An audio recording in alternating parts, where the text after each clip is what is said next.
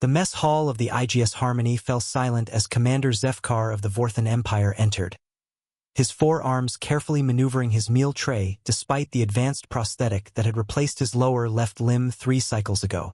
The cybernetic appendage, a masterpiece of human engineering, moved with fluid precision that often made observers forget it wasn't biological, until they caught the subtle blue glow of its power cells through the translucent synthetic skin. Zefkar had served in the Intergalactic Defense Force for over 2 decades, but the scars he carried told a different story. His chest bore 17 distinct combat ribbons, more than any active soldier in the fleet, each one earned in blood during the brutal Terran-Vorthan War that had raged for nearly a decade.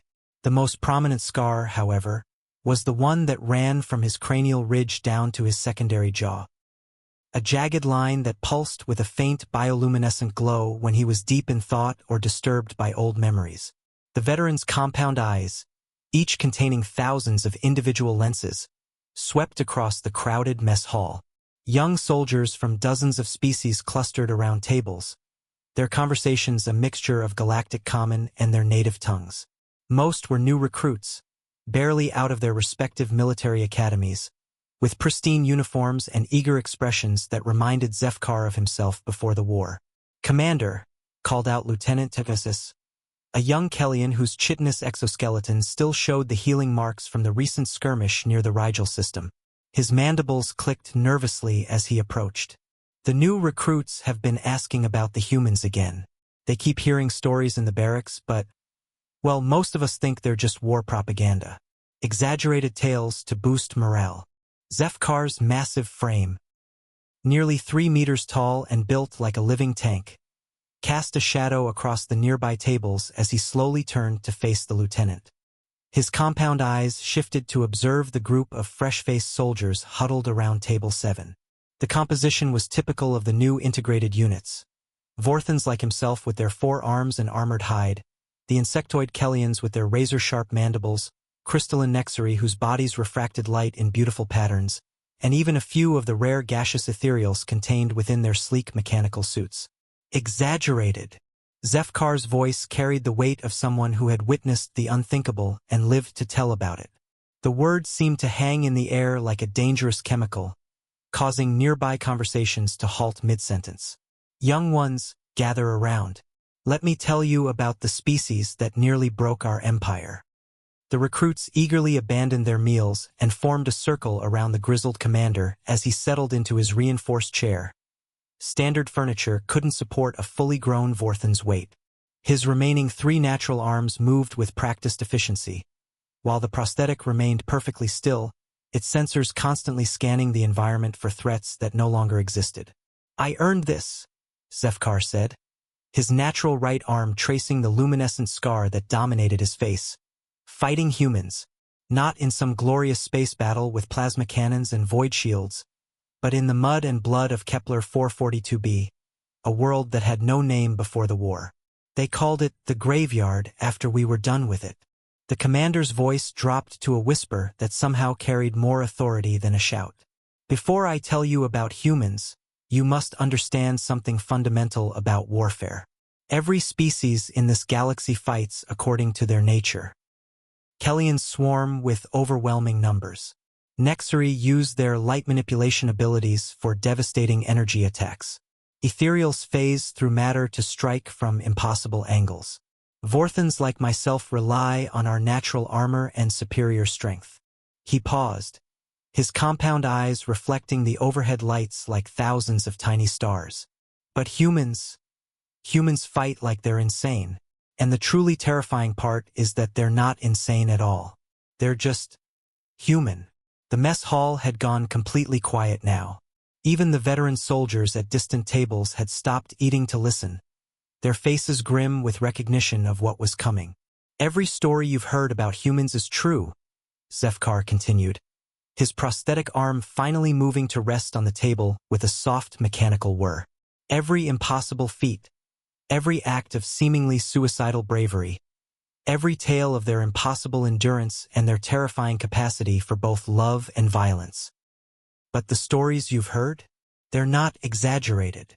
His scarred face twisted into something between admiration and horror. They're not exaggerated enough. The first thing you must understand about humans, Zefkar began, his voice dropping to a whisper that somehow carried more weight than the roar of a plasma cannon, is that they are persistence predators. Do you know what that means? The young Kellyan, Tevesis, clicked his mandibles uncertainly, his compound eyes darting between his fellow recruits. They hunt quickly? Use superior speed to overtake prey? No. Zefkar's laugh was bitter, like the sound of grinding metal. They hunt forever. On their homeworld, long before they discovered fusion drives or plasma weapons, before they even learned to harness electricity, they would chase prey for days.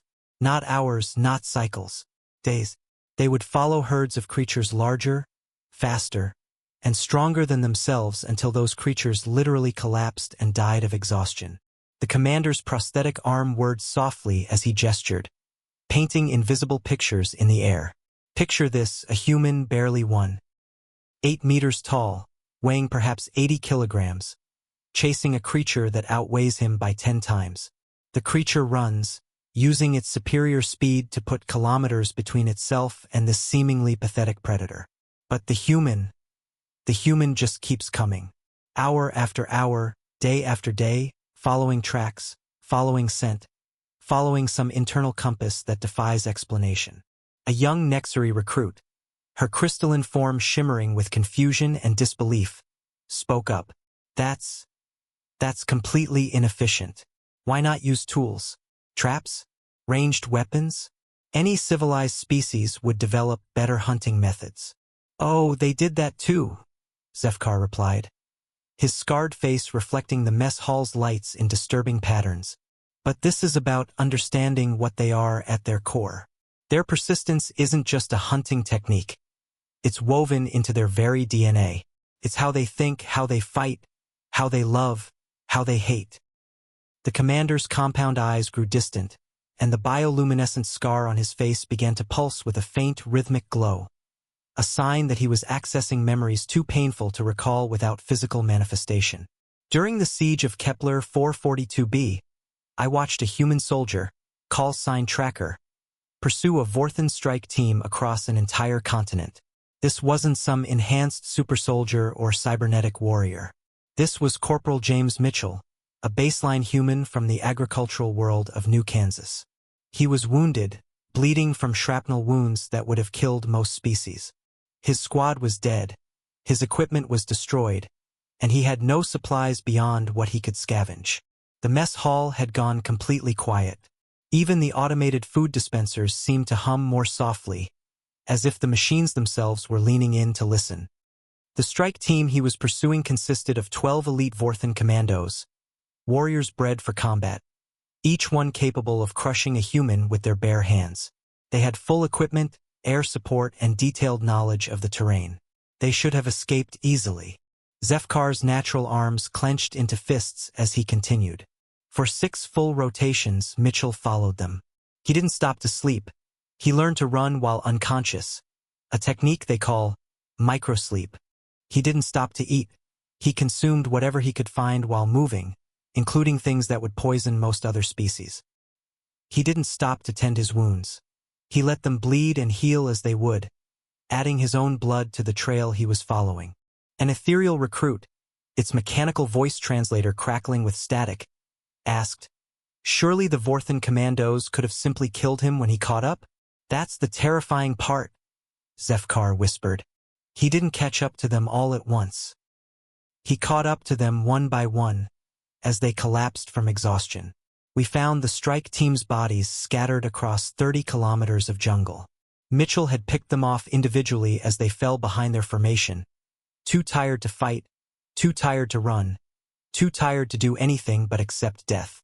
The commander's prosthetic arm moved to trace patterns on the table's surface. The first commando died on the second day, cardiac failure from sustained stress. The second and third died on the fourth day, their bodies simply shut down.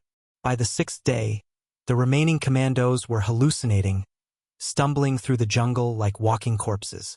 Mitchell was still moving at steady pace, still tracking, still hunting. When we finally located him, he was standing over the last commando's body, swaying on his feet but still conscious, still alert. His wounds had become infected. His body was consuming its own muscle tissue for energy, and he was running a fever that should have killed him 3 days earlier. But he was still hunting. Even when we surrounded him with a full battalion, he kept trying to move forward, kept trying to complete his mission. Zefkar's voice dropped to barely a whisper. We had to use neural disruptors to stop him. Physical restraints weren't enough. Pain wasn't enough. Even unconsciousness wasn't enough. He kept moving in his sleep, kept hunting in his dreams. The scarred commander looked around the circle of pale, shaken faces. That, young ones, is what humans call determination. One human soldier, using nothing but baseline biology and pure will, eliminated an entire elite strike team. And when it was over, when we finally captured him, do you know what he said? The silence stretched until THYSS finally found his voice. What? He asked if there were more targets to pursue. He was disappointed that the hunt was over. That brings me to another aspect of human nature that defies all logical understanding. Zefkar continued, his bioluminescent scar pulsing more rapidly as disturbing memories surfaced. Their approach to medicine and healing. We pride ourselves on our advanced medical technology, yes? Regeneration chambers that can regrow entire limbs, quantum cellular repair systems that can reverse aging, neural pathway restoration that can bring back the dead. Enthusiastic nods rippled around the circle of recruits. The Nexri medic among them, her crystalline form glowing with pride, added, the Galactic Medical Consortium has eliminated pain, infection, and most forms of physical trauma. Modern medicine is precise, sterile, and painless. Humans, Zefkar said slowly, his compound eyes reflecting the overhead lights like fragments of broken glass, perform surgery on themselves, while awake, with primitive tools, and they consider this normal. The silence that followed was so complete that the faint hum of the ship's life support systems seemed as loud as a plasma cannon discharge. Several recruits shifted uncomfortably, their various forms of body language expressing universal disbelief. That's impossible, Tega stammered, his mandibles clicking frantically. The pain alone would cause immediate unconsciousness. The shock would kill any sentient being. The risk of infection would. Would what? Zefkar interrupted, his voice carrying the weight of witnessed horrors. Kill them? Humans have a saying, what doesn't kill you makes you stronger. They don't just believe it, they practice it as a fundamental life philosophy. The commander's prosthetic arm moved to display a holographic image from his personal files. The three-dimensional projection showed a human female in military fatigues, her uniform torn and bloodied, working intently over a makeshift surgical table in what appeared to be a bombed-out building. Dr. Elena Vasquez, 3rd Marine Medical Battalion. During the siege of Proxima Station, she was trapped in a collapsed medical facility for 8 days with 17 wounded soldiers from 4 different species. No power, no proper equipment, no sterile environment. Just her knowledge, her hands, and her will to save lives. The hologram shifted to show a closer view of the human medic. Her face was covered in sweat and grime, her hands steady despite the chaos around her. What made several recruits gasp was what she was doing. Operating on her own back, using a combination of mirrors and pure muscle memory to remove shrapnel that had pierced her spine. She used a knife sterilized with alcohol, a primitive chemical antiseptic, and local anesthetics that wouldn't numb a paper cut for most of us. She cut into her own flesh, navigating around her spinal cord by feel alone, because she was the only one with the medical knowledge to perform the procedure. The ethereal recruit's translator crackled with static as it processed its shock. The precision required, the steadiness of hand, the mental fortitude to ignore pain signals. Gets worse, Zefkar continued grimly. After she removed the shrapnel from her own spine, a procedure that took 3 hours, she immediately went back to treating the other wounded. She worked for 6 more days, performing complex surgical procedures, while her own back wound was held together with battlefield sutures and medical tape. The hologram changed again, showing the aftermath of the siege. Rows of recovered soldiers, their wounds expertly treated, standing at attention despite their various species' different healing rates. All 17 soldiers survived. Every single one.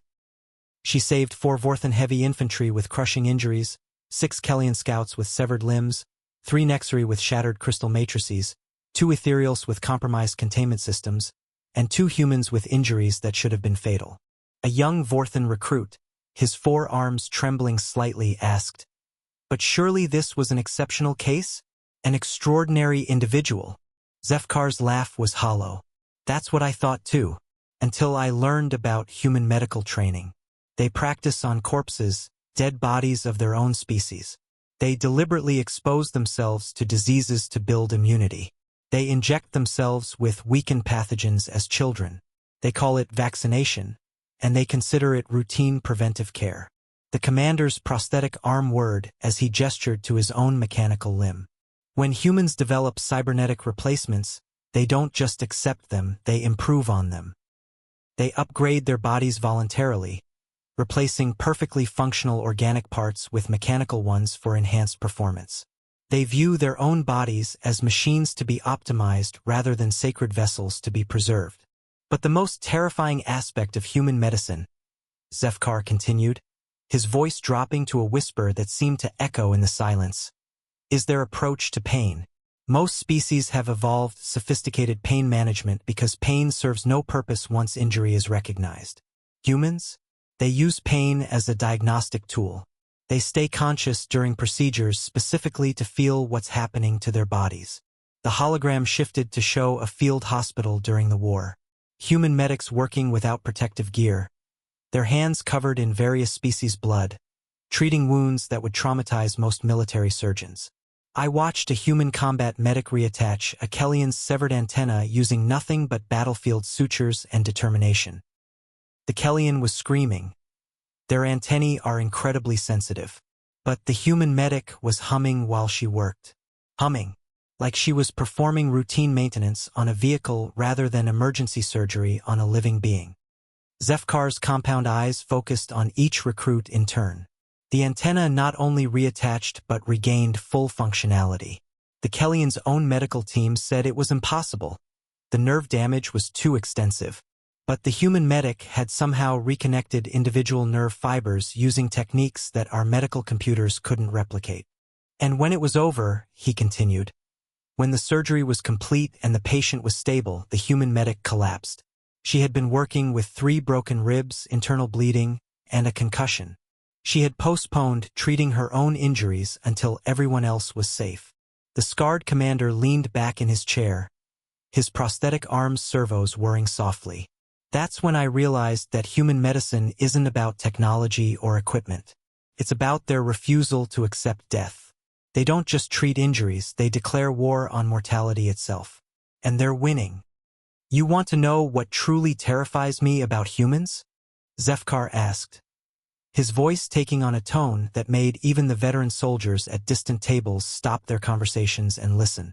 The bioluminescent scar on his face began pulsing with an agitated rhythm, casting eerie shadows across his features. They're children. Children.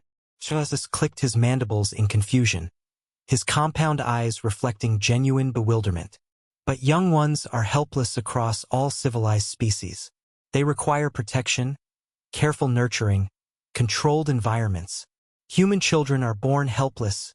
Yes, Zefkar interrupted, his 4 arms moving in complex gestures that spoke of deep psychological disturbance. But they're not raised to be protected. They're raised to be weapons. From the moment they can walk, humans teach their offspring to fight, to endure, to survive in conditions that would kill most adult aliens. And they call it play. The commander stood slowly, his massive frame casting shadows across the entire circle of recruits. His prosthetic arm began projecting holographic images, surveillance footage from various human colonies captured during the war. Watch this, he commanded, his voice hollow with remembered horror. The projection showed a group of human juveniles, none appearing older than 10 standard years, engaged in what their caretakers called games. This is from the colony world of New Montana. These human children are engaged in mock combat for entertainment. They chase each other across dangerous terrain, tackle each other with enough force to break Kelly and Chiton, climb structures that would challenge trained soldiers. They compete in activities that would hospitalize our youth, and their parents not only allow this, they encourage it. The hologram shifted to show a specific child, a small human female with braided hair and dirt-stained clothing, constructing what appeared to be an explosive device from household materials. This is Rebecca Thompson, age 11 standard years. During the evacuation of New Montana, when Vorthan forces overran the colony's defenses, she was left alone with 14 younger children while the adults fought a delaying action. The children ranged in age from 3 to 10 years old. Zefkar's compound eyes fixed on each recruit in turn, ensuring they understood the implications. A Kellyan war party, 12 elite soldiers with military-grade equipment, was tasked with securing the evacuation center and capturing any surviving colonists for interrogation. The holographic display changed to show the aftermath of the encounter. Bodies of Kellyan soldiers scattered around a partially collapsed building, their armor pierced by crude but effective weapons. Rebecca Thompson killed 3 trained soldiers and wounded 2 others using improvised explosives made from cleaning supplies, fertilizer, and electronic components scavenged from broken communication equipment. She used hunting traps taught to her by her grandfather, created diversions using techniques learned in their summer camps, and displayed tactical awareness that would impress military academy graduates. An ethereal recruit's translator crackled with disbelief. A child of 11 cycles couldn't possibly possess such knowledge, such capability. That's what we thought too, Zefkar replied grimly. Until we interviewed her afterward. Everything she knew, explosives manufacture, tactical planning, weapons improvisation, field medicine, she had learned from her family. Stories told around their campfires, during recreational activities. Games played with siblings and cousins. Survival skills taught as fun family activities during their leisure time. The commander's prosthetic arm whirred as he manipulated the holographic display to show recordings of the interview. The young human sat calmly across from Vorthan interrogators, showing no signs of trauma or fear, explaining her actions with the matter-of-fact tone of someone discussing routine procedures. When asked how she knew to create shaped charges, she said her uncle taught her during rock blasting for the family garden. When asked about her tactical positioning, she credited hide-and-seek championships with her cousins. When asked about treating the wounded children's injuries, she mentioned first aid merit badges from their youth organizations. The hologram shifted again, showing the 14 younger children who had survived under her protection. They appeared healthy, calm, and well cared for despite the traumatic circumstances. The most disturbing part wasn't her capability, Zefkar continued, his voice dropping to barely above a whisper. It was her attitude. She wasn't proud of killing enemy soldiers. She wasn't traumatized by the violence. She was concerned that she had failed because she couldn't capture any prisoners for her parents to interrogate later. A young Vorthan recruit, his natural armor plates rattling with anxiety, asked, "But surely this was an exceptional case? An unusually gifted individual trained for special purposes." Zefkar's laugh was bitter and hollow. "That's what I hoped. Until I learned about standard human child-rearing practices. They expose their offspring to controlled danger from infancy. They teach them to fight before they teach them to read. They tell them stories about violence and conflict as bedtime entertainment." The holographic display showed various scenes from human colonies. Children learning to shoot projectile weapons at targets, competing in combat sports that involved deliberate infliction of pain, participating in camping expeditions that were essentially survival training exercises. Human parents don't just prepare their children for the possibility of violence, Zefkar explained, his scarred face reflecting the hologram's eerie light. They assume violence is inevitable and train their offspring accordingly. Every human child is a potential soldier. Every human parent is a military instructor operating under the guise of family bonding. They have organized competitions where children as young as 6 years old demonstrate their ability to start fires, navigate unknown terrain, and construct shelters using only natural materials. They call these scouting programs and consider them character-building activities. The commander's compound eyes grew distant as he accessed particularly disturbing memories. During the occupation of Terra Nova, we discovered a human school that continued operating throughout our siege. The teachers were conducting physical education classes that were indistinguishable from military training. The children were learning games that taught small unit tactics, camouflage techniques, and psychological warfare. When we shut down the school, the children didn't surrender or flee. They organized a resistance cell and began conducting sabotage operations against our supply lines. The oldest was 14. The youngest was 7. Zefkar sat back down heavily, his prosthetic arm powering down the holographic display. That's when I realized the fundamental truth about humans. They don't train for war, they train for survival. And to humans, survival and warfare are the same thing. Every human child is raised to be a weapon that thinks, a survivor that never stops fighting, a soldier that never truly leaves the battlefield. The mess hall remained silent for long moments before Tetsueses finally found his voice. How do they maintain their sanity? Their humanity? That, Zefkar replied softly, is perhaps the most terrifying thing of all. They don't see any of this as abnormal. To them, this is simply love. The commander sat back down, his expression growing darker still. But do you know what makes humans truly unstoppable? Their pack bonding. Pack bonding? Asked a young Vorthan. Like military units? No, like family. Zefkar's scarred face twisted into something between admiration and horror. Humans will adopt anything as family. Other humans, animals, even enemies. And once they consider something family, they will die before they let it be harmed. He pointed to a faded photo on the wall, a group of mixed-species soldiers standing together, humans and aliens side by side. I fought alongside humans in the final years of the war. They called me brother. Not ally, not comrade. Brother. During the evacuation of Titan Base, a human soldier named Marcus Rodriguez stayed behind to hold off a Vorthan assault. He wasn't protecting strategic assets or classified information. He was protecting a wounded Kellian private who couldn't be moved. The private wasn't even his species, wasn't from his unit, wasn't his responsibility. The mess hall was completely silent now. Rodriguez killed 47 Vorthan soldiers before they finally brought him down. His last transmission was him singing a lullaby to the dying Kellian. A lullaby. He died like a berserker warrior while singing a song meant to comfort children. Zefkar's voice cracked slightly. The Kellian survived. He still sends messages to Rodriguez's family on Earth every rotation, on the anniversary of his death. The humans adopted him as an honorary member of their clan. This is what makes humans impossible to truly defeat, the commander continued. They don't just fight for territory or resources. They fight for each other. And they consider everyone who stands with them to be family worth dying for.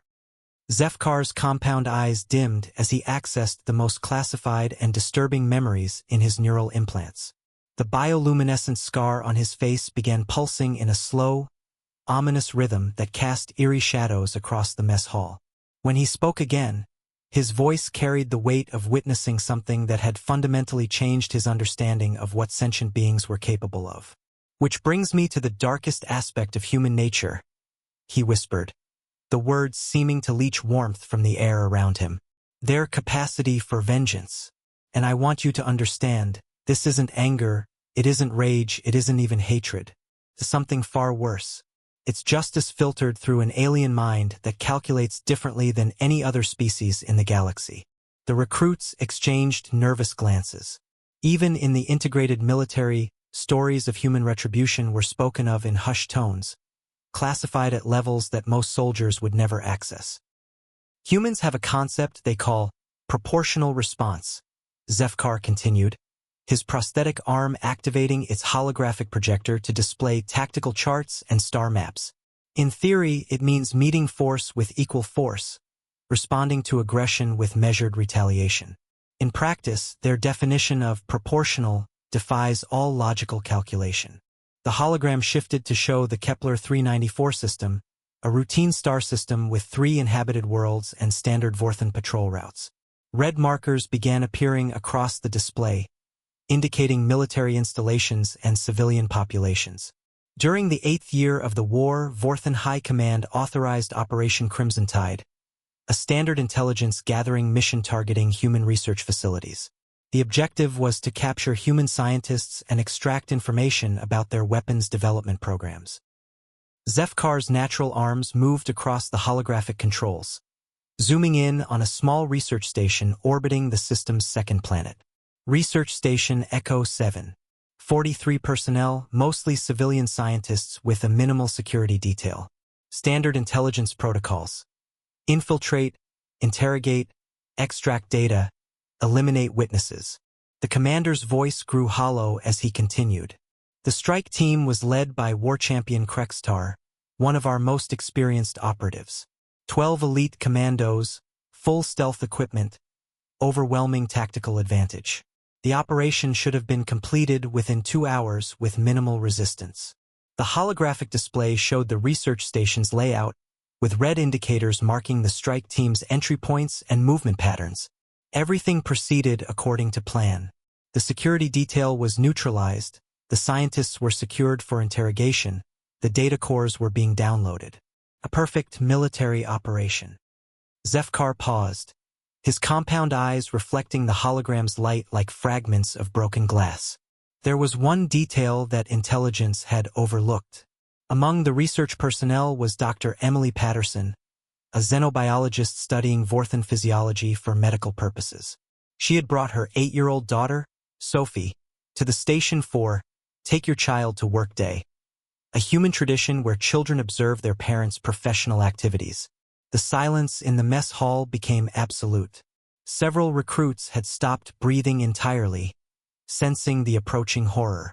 War champion Krextar followed standard interrogation protocols. When the adult prisoners proved resistant to questioning, he selected the child for execution, intending to break the adult's psychological resistance through trauma. It was a textbook psychological warfare technique that had proven effective against dozens of species. The holographic display shifted to show communication logs, streams of data flowing between star systems at faster-than-light speeds. Within 6 minutes of Sophie Patterson's death, every human communication array within 50 light-years began broadcasting emergency signals. Within 30 minutes, human military units across 3 sectors were abandoning their current missions and converging on our position. Zefkar's prosthetic arm manipulated the display to show a 3-dimensional tactical overview of the Kepler 394 system. Blue markers began appearing at the edge of the display. Dozens of them, then hundreds. 1,200 ships, the commander said, his voice barely audible. The humans emptied 3 entire sectors of their defensive fleets. Battleships, cruisers, destroyers, supply vessels, medical frigates, even civilian transports that had been hastily armed with military-grade weapons. They arrived not to rescue the prisoners, they were already dead. They came for revenge. A young ethereal recruit's translator crackled with disbelief. 1,200 ships for 443 personnel? The resource expenditure alone would bankrupt most military campaigns.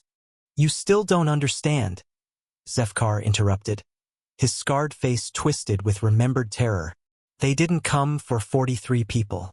They came for one 8-year-old child. The rest were just additional motivation. The holographic display showed the battle that followed, if it could even be called a battle. Vorthen defensive positions disintegrated under concentrated human firepower. Space stations, orbital platforms, military installations, and supply depots all vanished in coordinated strikes that demonstrated terrifying precision and overwhelming force. The humans didn't demand surrender. They didn't attempt negotiation. They didn't even send warnings. They simply appeared and began systematically erasing every Vorthen presence in the system. Not just military targets, everything. Communications relays, mining operations, research facilities, even automated weather monitoring satellites. Zefkar's compound eyes grew distant as he accessed memories too painful to confront directly. 40,000 Vorthen personnel died that day. Soldiers, scientists, engineers, medical staff, logistics personnel. The humans didn't discriminate between combatants and non-combatants. They treated every Vorthan as equally responsible for the death of one human child.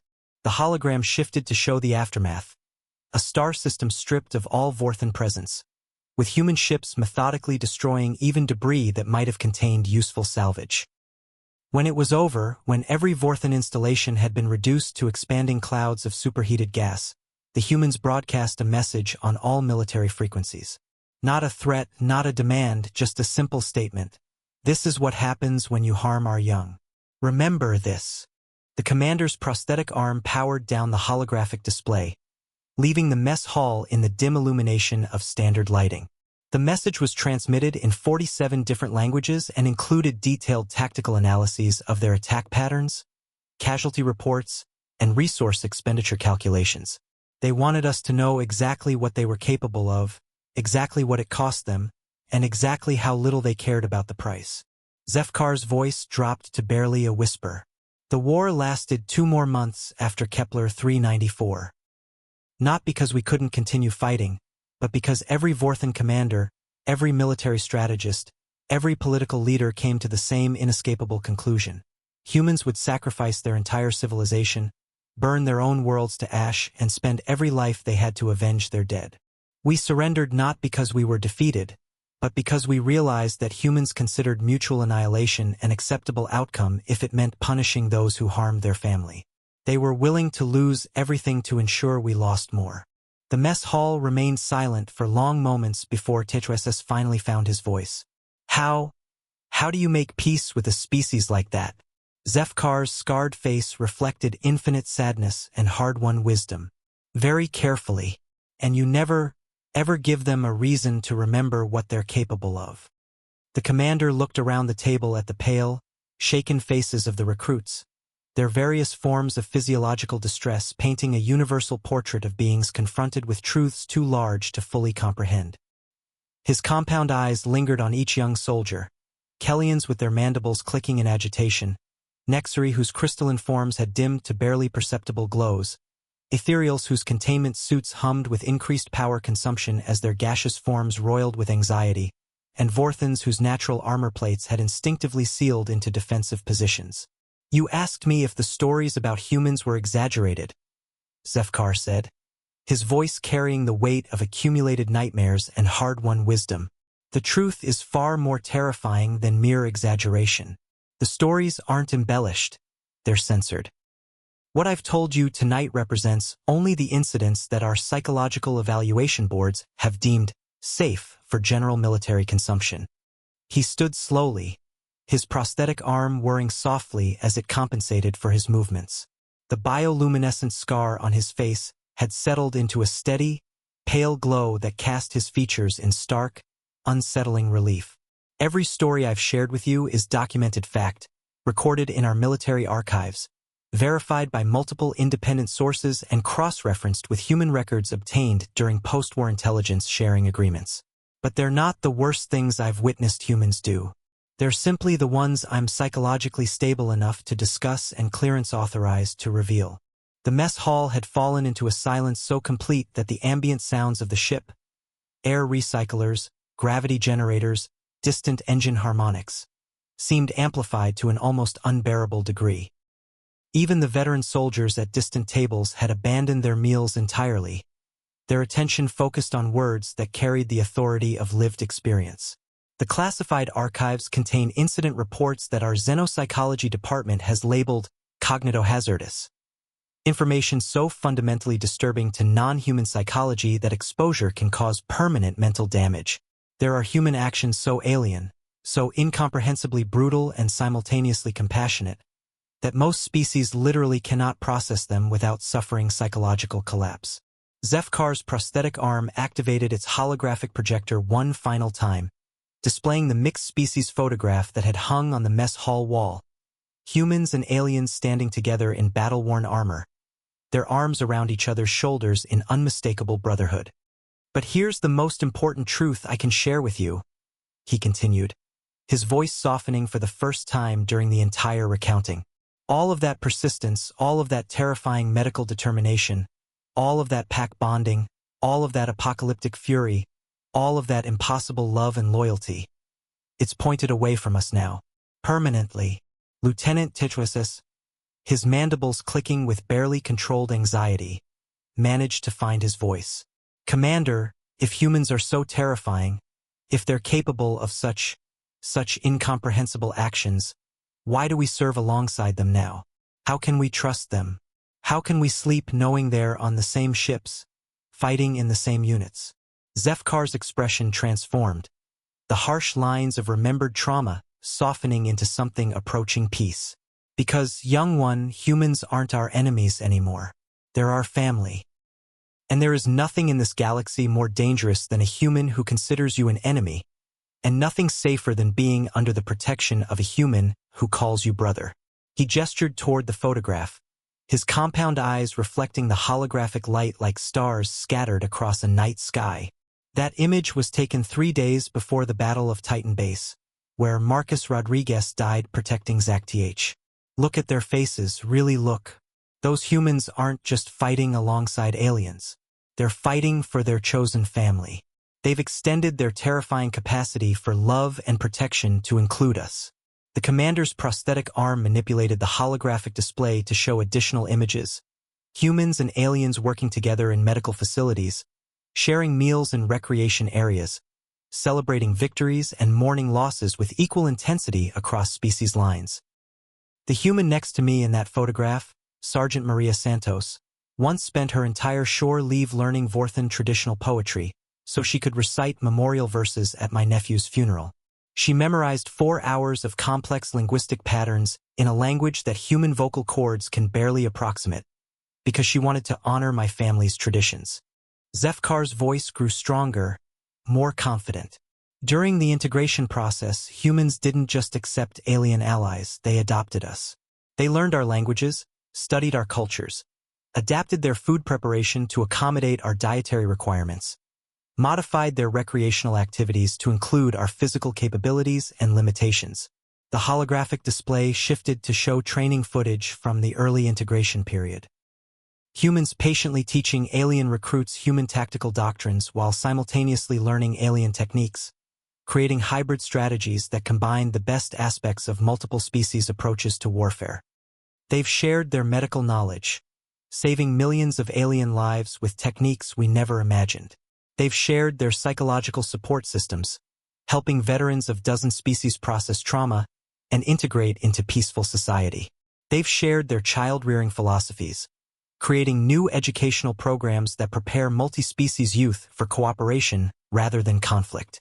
The commander gathered his meal tray, preparing to leave, but his final words carried across the silent mess hall with crystal clarity. Remember what I've told you tonight.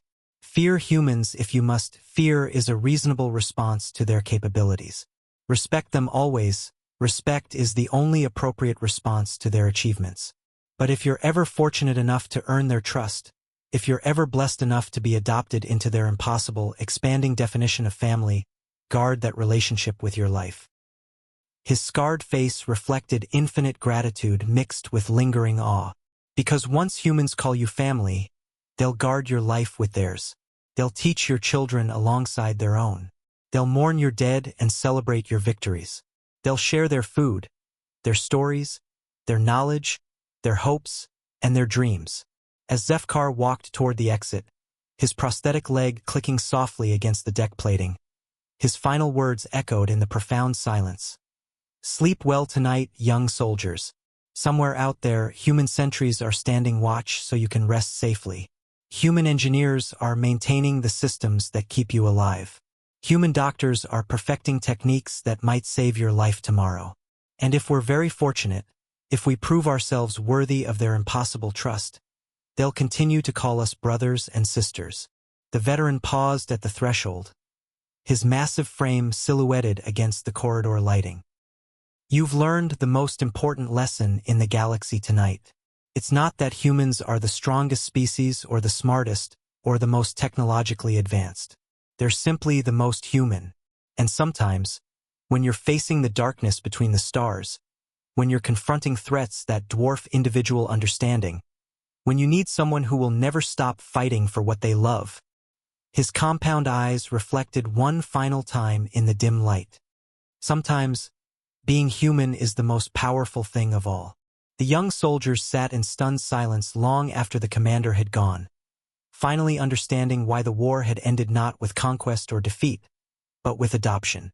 They had witnessed the fundamental truth of human nature.